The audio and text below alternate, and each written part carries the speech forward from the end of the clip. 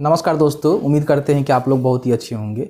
देखिए, आप में से काफ़ी सारे लोग जानना चाह रहे हैं कि बिहार में जन्म प्रमाण पत्र हम कैसे बनाएं। ठीक है, क्योंकि आप सभी जानते हैं कि जन्म प्रमाण पत्र एक जो है बहुत महत्वपूर्ण दस्तावेज होता है। अगर आपके घर में किसी भी बच्चे का जन्म होता है, उनका जो है जन्म प्रमाण पत्र बनाना काफ़ी ज़्यादा मैंडेटरी होता है, क्योंकि भारत सरकार के द्वारा आप सभी जानते हैं कि जिनका भी जन्म होता है या फिर जिनका मृत्यु होता है, उनका जो है रजिस्ट्रेशन कराना पूरी तरह से अनिवार्य है। ऐसे में काफ़ी सारे लोग ऐसे हैं जो कि अभी देखेंगे तो 20 साल के हो गए हैं, ठीक है, 20 वर्ष के हो गए हैं, लेकिन उनका जन्म प्रमाण पत्र नहीं बना हुआ है, या फिर इससे अधिक भी कम भी उम्र वाले लोग हैं जिनका जन्म प्रमाण पत्र नहीं बना हुआ है।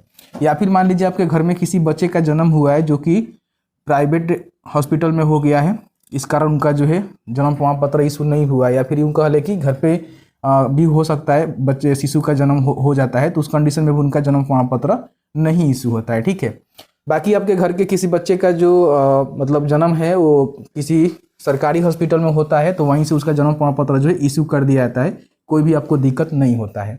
लेकिन जिनका घर पे हुआ है या फिर यूँ कह ले कि प्राइवेट हॉस्पिटल में हुआ है, उनका जो है जन्म प्रमाण पत्र आपको खुद से बनवानी होती है। और साथ ही साथ कोई ऐसे भी व्यक्ति हैं जिनका उम्र जो है 20 वर्ष से मतलब 20 वर्ष हो गया, 15 वर्ष हो गया, 10 वर्ष हो गया और अभी तक उनका जो है जन्म प्रमाण पत्र नहीं बना हुआ है, तो भी अपना जन्म प्रमाण पत्र जो है इस प्रोसीजर के माध्यम से बनवा सकते हैं।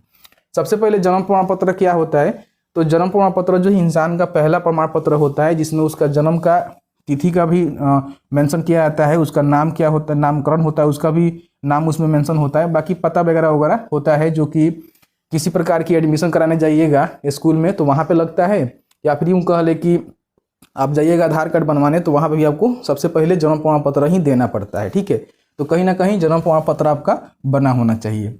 सबसे पहले हम बात कर लेते हैं कि बिहार में जन्म प्रमाण पत्र बनाने का जो प्रक्रिया होता है वो प्रक्रिया ऑफलाइन होता है या फिर ऑनलाइन होता है।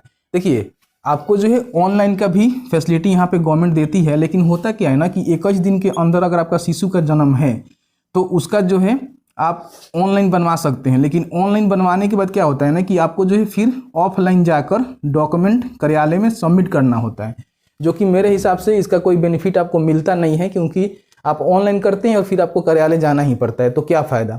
तो उससे बेहतर रहेगा ना कि आप जो है ऑफलाइन ही बनवा लीजिए, चाहे आपके घर में जो भी शिशु हैं उनका 21 दिन के कम उम्र है या फिर अधिक है, ऑफलाइन ही बनवा लीजिए। अब इसमें 21 दिन और 21 दिन से अधिक वाला जो चीज़ें आप सुन रहे होंगे, थोड़ा सा आपको डिफिकल्ट लग रहा होगा। सबसे पहले हम इसको समझा देते हैं। देखिए, अगर आपका शिशु का जन्म जो है 21 दिन के अंदर है, तो आप जो है बिना कोई अफिडेविट लगाए जो जन्म प्रमाण पत्र का फॉर्म होता है ना नॉर्मल, उसको लेकर आप आसानी से बनवा सकते हैं, जिसमें सेम प्रोसीजर रहेगा। ठीक है, हम बताएंगे आगे। और बाकी मान लीजिए 21 दिन से अधिक है, या फिर मान लीजिए कि बहुत बड़े हो गए हैं, 20 साल हो गए हैं, 10 साल के हो गए हैं, तो उसमें जो क्या होता है ना कि एक आवेदक अपने का जो है शपथ लेता है, ठीक है, कि इतना लेट क्यों हुआ है और हमारे बच्चे का जन्म हो गया था, हमने किसी कारण नहीं बनवाया था। ठीक है, तो शपथ पत्र आपको एक बनवाना होता है जो कि कोर्ट से बनता है। ठीक है, तो ये जो है प्रोसीजर होता है। तो 21 दिन के अंदर है तो नॉर्मल आप जन्म प्रमाण पत्र ले लीजिएगा, आपको शपथ पत्र लेने की आवश्यकता नहीं है। लेकिन 21 दिन से अधिक है बच्चे का जन्म, जैसे कि 10 वर्ष, 5 वर्ष, 20 वर्ष जितना भी है, तो आपको जो है एक शपथ पत्र भी बनवानी होगी। तो सबसे पहले हम दस्तावेज की रिगार्डिंग बात कर लेते हैं कि आपका जो है दस्तावेज क्या लगेगा, क्योंकि आप जाएंगे जन्म प्रमाण पत्र बनाने तो कहीं ना कहीं आपके पास दस्तावेज होनी चाहिए। तो सबसे पहले तो जन्म प्रमाण पत्र का आवेदन फॉर्म आपको लेना होगा। आप जाएंगे पुस्तक के दुकान पे तो आपको देखने को मिल जाएगा। इसमें अगर आप 21 दिन के अंदर वाले बच्चे का लेंगे तो कोई भी आपको शपथ पत्र कोर्ट से नहीं बनवानी पड़ेगी। लेकिन हाँ, 21 दिन से अधिक जन्म है तो उस कंडीशन में, मतलब 21 दिन से अधिक उनका हो गया है ना, जन्म हुआ 10 वर्ष, 5 बार, तो उसमें जो है एक शपथ पत्र भी आपको दिया जाएगा। ठीक है, जो कि कोर्ट से बनाकर दिया जाता है। तो इसमें क्या होता है कि जो भी बच्चे होते हैं ना, उनका एक अभिभावक के रूप में उनके माता पिता, कोई भी लीगल गार्जियन है, वो जो है शपथ लेता है कि हाँ, हम अपने शिशु का जो जन्म प्रमाण पत्र है, बर्थ सर्टिफिकेट है, वो बनवा रहे हैं। ठीक है, तो सबसे पहले जन्म प्रमाण पत्र का आवेदन फॉर्म, अगर शपथ पत्र रिक्वायर्ड है तो शपथ पत्र आपको बनवा लेनी है, जो कि कोर्ट से बनता है। 100 रुपये का अफिडेविट भी आपको बनेगा, जो कि 250 रुपया खर्चा आपका जा सकता है इसमें। ठीक है, तो ये आपको बनवा लेनी है। हालांकि जहाँ से आप फॉर्म लेंगे वहीं से कहेंगे तो वो लोग भी बनाकर आपको दे देते हैं, कोई ज़्यादा आपको दिक्कत नहीं होता है। तो ये डॉक्यूमेंट्स आपको तैयार करवा लेना है। फिर जो आवेदक है, आवेदक मीन्स क्या, जो कि खुद का जन्म प्रमाण पत्र बना रहे वो आवेदक नहीं बनेगा, उसके माता पिता में कोई एक आवेदक बन सकता है जो कि शपथ ले रहा है। ठीक है, अभिभावक के रूप में। तो आवेदक का जो है आधार कार्ड देना पड़ेगा। फिर यहाँ पे माता पिता का आधार कार्ड आपको देना होगा, ये मैंडेटरी है।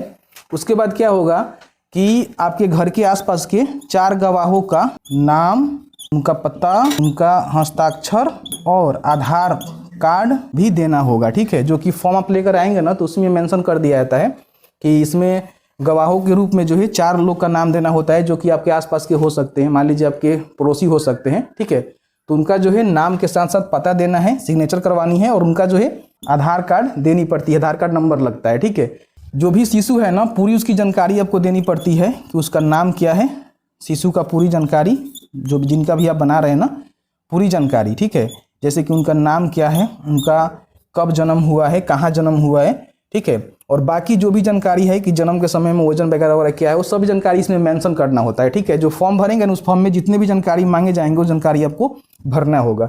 इसके साथ ही साथ आपको जो है 10 रुपये का जो आवेदन शुल्क है वो आपको जमा करवानी होगी, जो कि नगद आप जमा करवा देंगे जहाँ जमा करेंगे फॉर्म वहाँ पे, ठीक है। मतलब ये मैंडेटरी नहीं है, लेकिन कई बार लग भी जाता है, तो देख लीजिएगा आपके यहाँ लग रहा है तो 10 रुपये का जो आवेदन शुल्क है आपको देना पड़ेगा, जो कि लेट फी के रूप में आप इसको मान सकते हैं, ठीक है, 10 रुपये का। ये जो है डॉक्यूमेंट आपको तैयार करवा लेने हैं। डॉक्यूमेंट तैयार करवाने के बाद क्या करना है कि जो भी आप फॉर्म लेकर आएंगे ना, तो उस पर देखेंगे तो सबसे पहले तो आपके एरिया के जो सरपंच है या फिर मुखिया हैं, ठीक है, उनका जो है सिग्नेचर मांगेगा, तो कोई एक से आप सिग्नेचर जरूर करवा लेंगे, ठीक है, क्योंकि मैंडेटरी है। उसके बाद आंगनवाड़ी जो सेविका है, उनका भी सिग्नेचर यहाँ पे मांगेगा, तो उनका भी सिग्नेचर करवा लेना है।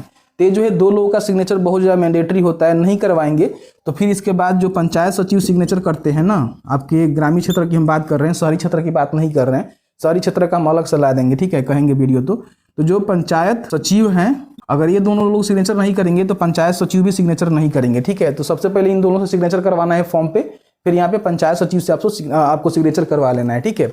ये जो है काम आपको कर लेना है। और फॉर्म किस तरह से तैयार करवाना है मैंने ऑलमोस्ट आपको बता दिया है कि क्या क्या लगेंगे, किस तरह से आपको तैयार करवानी होगी, ठीक है।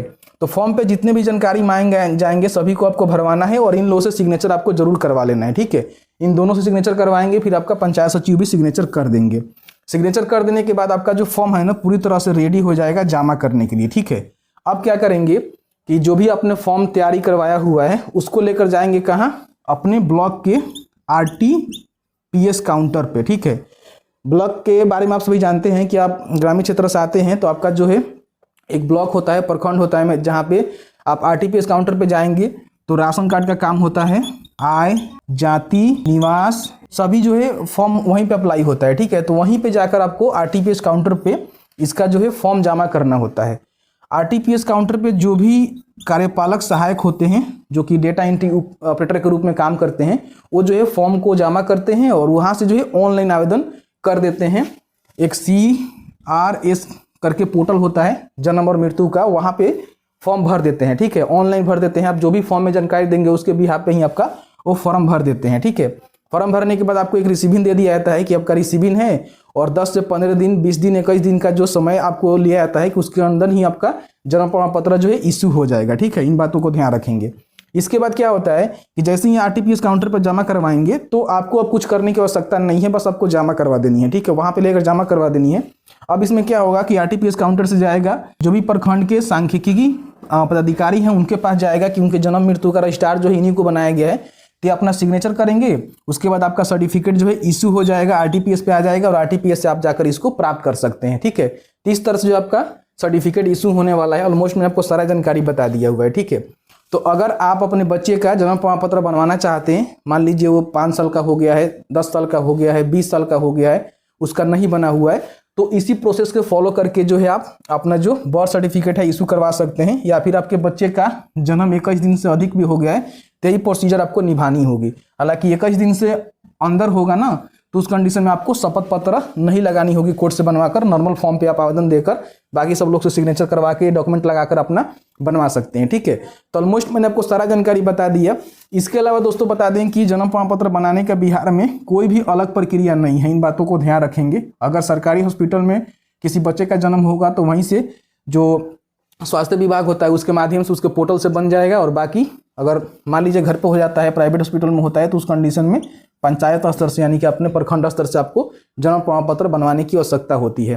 तो ऑलमोस्ट मैंने आपको सारा जानकारी बता दिया हुआ है। साथ ही साथ आप में से काफ़ी सारे लोग कहेंगे कि मेरे पास उतना समय नहीं रहता है कि मैं इन सब प्रोसीजर को फॉलो करूंगा, जैसे कि ये सब दस्तावेज बनवाऊंगा, फिर इनसे सिग्नेचर करवाऊंगा इन 3 लोगों से, ठीक है, और फिर जाकर RTPS पे जमा करूंगा। तो मेरे पास उतना समय नहीं है, लेकिन मैं कैपेबल भी नहीं हूँ, मैं ये सारे कामों को नहीं कर सकता। तो आप अपने आसपास के जो भी एजेंट होते हैं जो कि पैसे लेकर आपका काम करते हैं, मतलब देखिए एजेंट कोई ख़राब नहीं होता है। एजेंट मान लीजिए आपका कहीं ना कहीं काम करता है, बहुत ही आसानी से करवा देता है और उसके लिए वो चार्ज करता है, ठीक है। तो आप जो एजेंट से भी मिल सकते हैं, ये आपका कुछ पैसे लेंगे, जैसे कि मान लीजिए 500 हो गया, 1000 रुपया हो गया, आपसे चार्ज करेंगे, जहाँ जितना चार्ज करेंगे उसके हिसाब से आपका बर्थ सर्टिफिकेट इशू करवा देंगे, ठीक है। कोई आपको ज़्यादा दिक्कत नहीं होगा, बस आपको डॉक्यूमेंट दे देनी होगी उनको जो मांगेंगे और आपका बन जाएगा, ठीक है। आप चाहे तो खुद से भी बनवा सकते हैं, जो कि आपका मान लीजिए कि 10 रुपये का फॉर्म मिलेगा, अगर आप बिना अफिडेविट के बनवाएंगे तो उसके हो जाएगा, नहीं तो अफिडेविट में 250 रुपये आपका लगेगा एक्स्ट्रा, वो आप देख लेंगे, ठीक है, उसके हिसाब से आपका सर्टिफिकेट इशू हो जाएगा। तो ऑलमोस्ट मैंने आपको सारा जानकारी बता दिया हुआ है। उम्मीद करते हैं कि वीडियो आपको अच्छा लगा होगा, और इसके साथ ही साथ मैंने मृत्यु प्रमाण पत्र का भी वीडियो बनाया हुआ है, ठीक है। तो अगर वीडियो पब्लिश हो गया होगा तो उसका लिंक हम डिस्क्रिप्शन बॉक्स में दे देंगे, या नहीं तो नहीं हुआ होगा तो इस वीडियो के बाद हो सकता है कि आ जाएगा कि मृत्यु प्रमाण पत्र आप कैसे इशू करवा सकते हैं, क्योंकि ये भी एक बहुत ही मैंडेटरी डॉक्यूमेंट होता है। तो बस मिलते हैं एक नए वीडियो में एक नए टॉपिक के साथ, तब तक के लिए वीडियो देखने के लिए आपका बहुत बहुत धन्यवाद।